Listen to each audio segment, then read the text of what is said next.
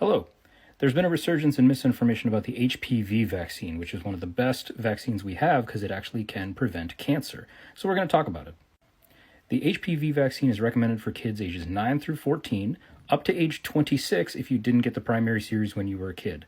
From ages 27 to 45, it's also recommended for certain people with certain risk factors or certain lifestyle for which you should talk about to your doctor. Now, asking questions about vaccines is fine, but there are some people who claim to come from a place of authority, they're doctors or they have other advanced degrees, and they are spreading disinformation because it gets them traction on their platforms. I'm going to go through a thread by a certain epidemiologist there. Her first point is that kids have 4 times as many vaccines as they did when she was a kid. And she says that like it's a bad thing.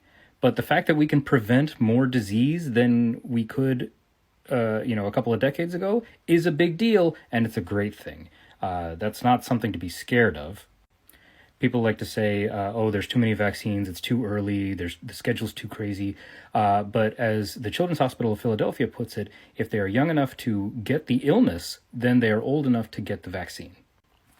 This epidemiologist then talks about HPV in most cases, according to the CDC, HPV goes away on its own within 2 years and doesn't cause any health problems. But when it doesn't go away, it can cause cancer. And that is what we are trying to prevent. Yes, not all cases of HPV lead to cancer, but enough happen that if we can prevent cancer in any number of children, we absolutely should.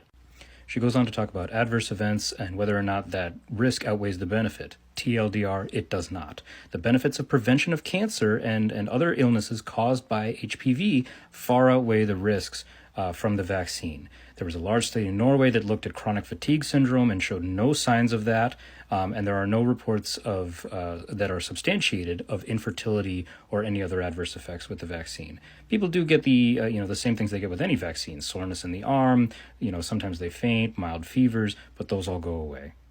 She talks about how routine cancer screening is still recommended after you get the HPV vaccine. Yeah, because vaccines aren't 100% effective, and every layer of protection helps.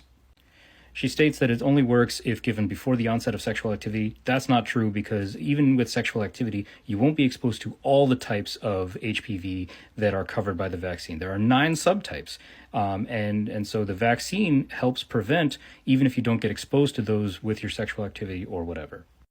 She then goes on to talk about building mental fortitude and how we rely too much on modern technology and medicine instead of the old ways, which is a pretty outdated way of thinking. It has nothing to do with the HPV vaccine. So, in short, get your kids vaccinated against HPV. Preventing cancer is worth it.